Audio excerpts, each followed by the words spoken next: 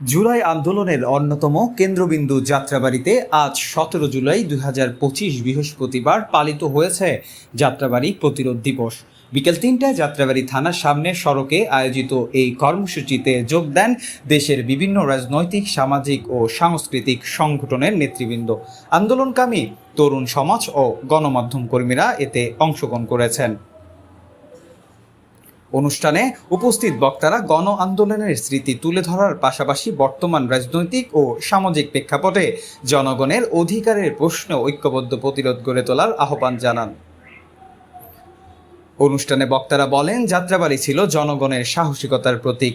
আজও সেই চেতনা আমাদের অনুপ্রাণিত করে। তারা আরও বলেন, গণতন্ত্র, ন্যায্যতা ও জনগণের অধিকার প্রতিষ্ঠার জন্য প্রয়োজন ঐক্যবদ্ধ প্রতিরোধ। আজকের দিনটি সেই সংগ্রামের প্রতিশ্রুতি নবায়নের দিন।